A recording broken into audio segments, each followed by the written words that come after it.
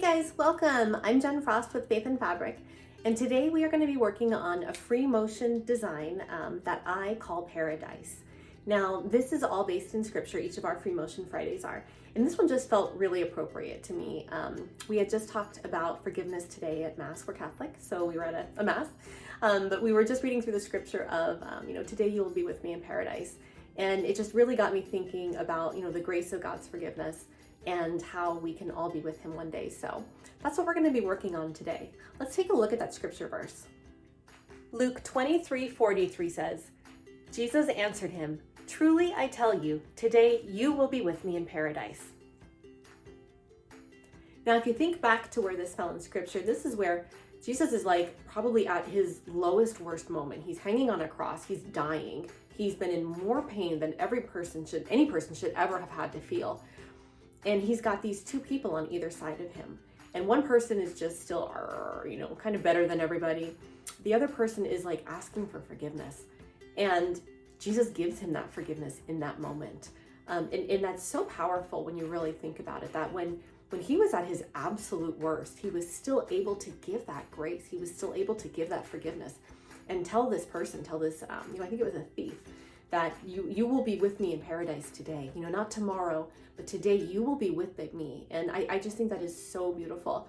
Here's a man who was dying for his sins, the thief, and that was still not bad enough to warrant anything except the full reception of God's forgiveness and God's grace. And so again, that makes us think a little bit of even last week when we did the animal print, the animal fur. I'll put a link up here for it, that there's really nothing we can do that's ever going to make God love us more, and there's even nothing we can do to make him love us less. That power of forgiveness is always, always, always going to be there, so that one day we too can make it to paradise. So let's take a look at the design we're going to make and look at some tips for how to get it done. This is a pretty basic design, but like any of the others we've done, there are definitely some things you'll want to pay attention to. First, you're going to be drawing your crosses using the guidelines. We will be using some chalk guidelines in order to make this design. Your second tip is going to make sharp angles. You really want to get 90-degree angles when you're making each of those corners. You notice there's really no angle in this design that is not a sharp 90-degree. And your third tip is to really visually keep the planks of wood even on either side of the cross. Now, what I mean by that is when you're making a cross, you want to make sure that as you come up and you go across to make those planks of wood, that your planks of wood are even. One thing I found when I practiced it was that I would make this plank of wood come up on this side, make the top of the cross, and then I was not lining them up perfectly. So I'm going to make some basic guidelines. You may find you want to add more or less depending on what works for you and your level of comfort, and obviously your level of experience. So let's head over to the sewing table, and we're going to go ahead and we're going to draw some guidelines for today. We're going to go ahead and make our guidelines on our fabric before we get started. So you'll see I've chosen a fabric that has these little grid lines. Again, since this is practice for me, I thought it would be really helpful to use, again, since we're making just straight angles, fabric that has straight angles. Kind of genius there, right? So this will be, I think, for me, a little easier just to practice. The first thing you're going to want to do, though, when you make this design is figure out what kind of space you have to fill. So you'll see I have this little 10-inch practice pad. So I'm going to make I'm going to make 3 sets of crosses, and I'm going to make them all at about 3 inches. So I'm going to mark just slightly above the 3-inch line. Because obviously 3 3s is 9, not quite 10. I'm going to mark those on here. There's 1. Again, just above the 3.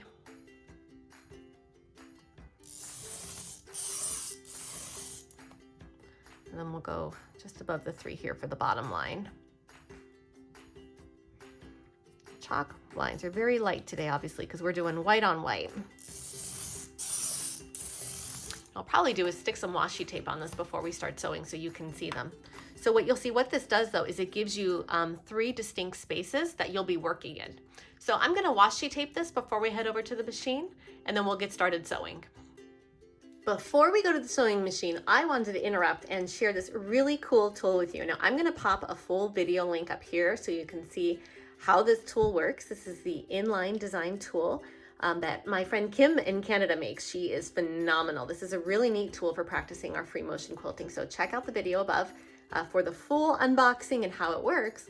But overall, this tool uses a pen almost like your sewing machine needle to draw. So I thought we would practice first on here before we move to the sewing machine. So we're going to start by first making our little Golgotha hill. And you'll see we're going to come up. We're going to practice those nice, sharp right angles on our crosses. You can see my crosses forming, and I'm just sliding this around just like I would my fabric. This is the same fabric we're going to be using. Probably, actually, I think I'm going to use a pink today. I'm kind of feeling a little pink. It seems to be a little more linty than blue since I don't have purple. But you'll see I can just come here on this tool and just practice my free motion quilting. This is the exact same hand movement that I'll be doing on my machine, obviously without a needle, but that marker is your needle point.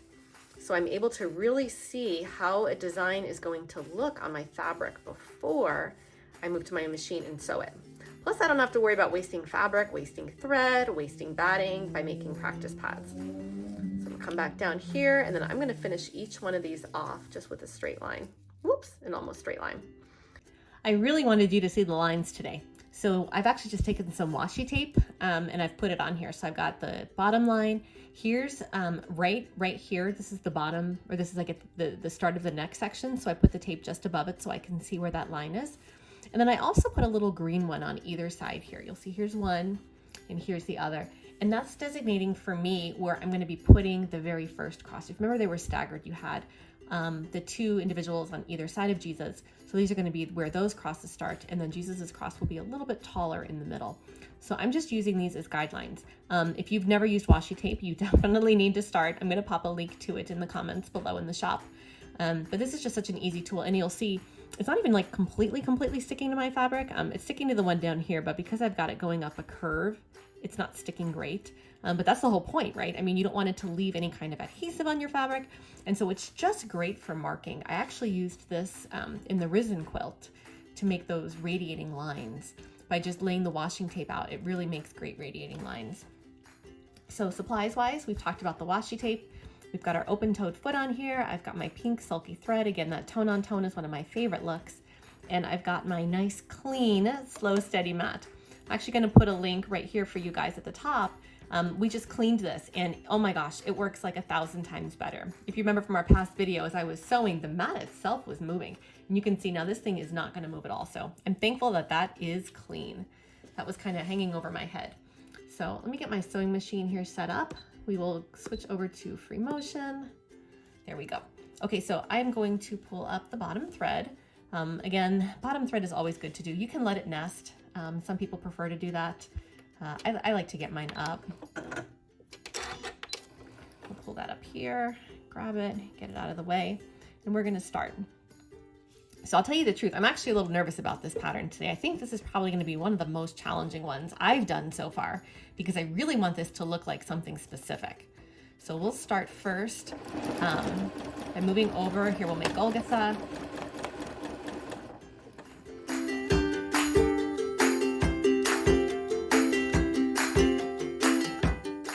Well, I had a little jam there we had to fix, right? My tension was off. So got that fixed. I basically just had to restring my bobbin. My bobbin thread hadn't strung properly. I've already got my bottom thread pulled up, so we are gonna go ahead and take two, right? Try this again. So we'll start sewing here. I'm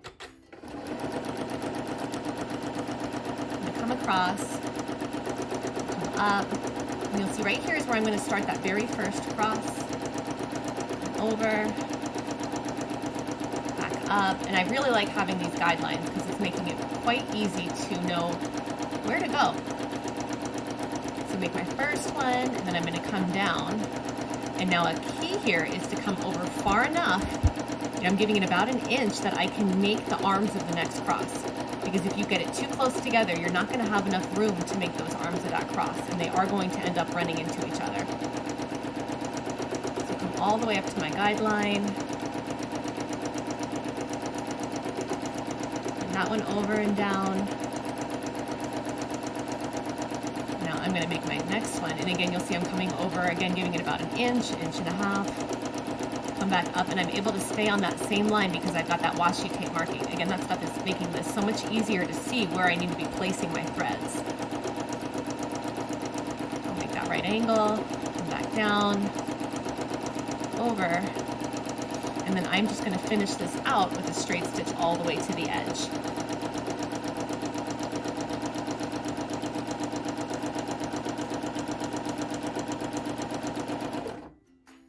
So I'm going to clip my thread. Again, this is a practice pad, so I'm not as worried about it. If this was an actual quilt and this was the edge of your binding, you may want to just stitch all the way up to keep things smooth. So now I'm going to take my little tape here. I'm going to move it up. I had it about halfway. And I want to keep this more freestyle looking, so I'm not going to be overly concerned with making sure it's exact, but I'll move my tape about halfway up here. I'm going to move the other one on the other side just to keep that alignment similar. And now I've got my line. I'm going to move this washi tape down so I can see where that line was. So that was right here, and now that's where my new crosses are going to start. Now on this one, here I'm going to zoom out for a second. On this one, you'll see I've got the crosses on the left-hand side. This time I want them to be a little bit more on the right-hand side. So we're going to actually sew this backwards. We're going to actually come this time, oh, my tape is sticking.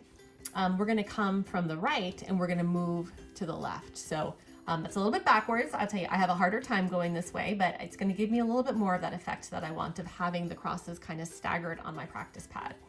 So let's give this one a try now. So just like before, we're going to come over here. We'll pull up our bottom thread, get that out of the way. You know, I have a friend of mine who swears by letting the threads nest. She says they're more secure. So you may be doing that too. I don't know. Totally your choice. So I'm going to go ahead and we're going to do just the opposite now. So we're going to come across and now we'll come up and we're going to start that cross again. So here's the smaller one. You can see I'm a little crooked. I don't know why it's harder for me to go right to left than left to right. Come across and we'll come back down and we're going to finish this first little guy off. Move over for the larger one, again keeping that 1.5 inch. Again, just trying to keep consistency in the quilt.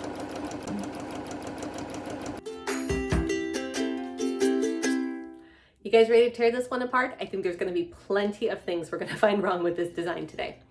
So here's the front. Again, on the front, it's actually a very mild design. You know, in thinking through more how I would use this design, I don't know that I would actually put this on a quilt for a block itself. I think I might use this in the border. You know, when you've got a border going around the quilt, if I had about like say a 3-inch border, and maybe 2.5, I wouldn't make it much smaller than that, but if I had a border going around a faith quilt, I would definitely think this would be beautiful going around the border of a quilt. In the quilt block itself, you'll see it leaves a lot of dead space here, which I don't personally love that. So I don't know that I would use it in a quilt block. I think I would definitely use it on a border around a quilt. So good first lesson, good first practice to look at. So you can see here on the front, you can just basically see a soft outline of everything. The back is where the action happens. So you can see here's how the back turned out. So overall from a distance, it's not bad. My crosses are pretty even. My Golgotha hillside is pretty even going across. Again, what really helped was on the front, I used a fabric that had those lines and I used that washi tape. Honestly, the washi tape was priceless in this one. Even with these lines, it was hard to see the chalk. You think it was hard for you. It was hard for me too to see those chalk lines. So that washi tape really made things nice and clear for me. It also helped me with those little green washi tapes on either end, be able to make sure that these little crosses were lined up. You'll see this looks like it's pretty seamless. I wanted the 2 on the sides to be smaller than the 1 in the middle. Again, 2 on the sides, smaller than the 1 in the middle, 2 on the sides, smaller than the 1 in the middle. So let's pick it apart and be a little critical. You know, the first one isn't too bad. This little arm of the cross is a little bit off. You know, I probably should have been a little bit more careful about my right angle. Remember that was one of the first tips we talked about, right? Was making sure that you're always making right angles when you're making this pattern. Again, there's nothing but right angles in this one. There's no curves, no 45-degree angles, no whatever that is. I don't know, 160-degree angle, maybe a little bit less, a lot less. We have not done algebra yet in homeschool, clearly, but not a 90-degree angle. You'll see this one. I was actually much more worried about this one. This is the one where we actually went right to left. And I thought it was going to look a lot worse. It doesn't look that bad. I mean, it's not as good as the other one. You'll see this one is definitely it's skewed. It's not consistent. So that one didn't turn out as nice. This one kind of caves in a little bit, even with those straight lines I was quilting on the front, having those as guidelines. It's a lot harder for me to do this one. Then you'll see up here, again, this one was a lot easier. I went right to left. I did end up cutting this off a little bit. So even though I made those guidelines and I had my washi tape, what happened is I had a little bit of creep. So I'm going to show you here.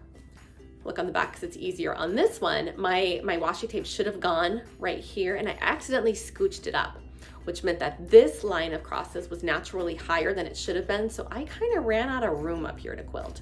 So another good lesson for me would have been, when my chalk lines are gone, don't try to guess, remeasure. That's like the cardinal rule, isn't it? Like measure twice, cut once. In this case, measure twice, sew once.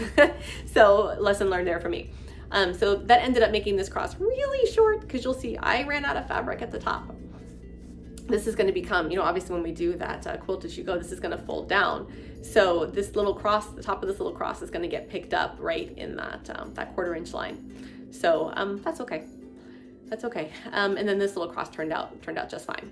So there's our little pattern for the day. Again, you can see a little better on this side. I think, again, if you had a quilt with like a white border around it, or you know, a purple border with white thread would be really pretty, or black thread. This would be lovely. Imagine if this just went, we'll fold this so you can get an idea. If this design just repeated over and over again all the way around your border of your quilt, I think that would just be gorgeous. So I'm gonna, we don't really have categories for these yet, but I'm gonna say this is a border design, not a fill your block design. So there you go. I hope you guys enjoyed this one today. This was a good lesson learned. We learned a lot on this one. If you picked up any good tips, please go ahead and give us a like. If you enjoyed this video, give us a subscribe. It lets me know that you guys want to continue seeing more of these. And thank you for joining me on this journey we're on. I feel like we're just learning so much together, you know, both from a faith perspective and from a sewing perspective. So until the next video, I hope you guys have a wonderful week. Remember the key of forgiveness, that God will always forgive you no matter how much you have or have not done. And we will see you in a week. Take care.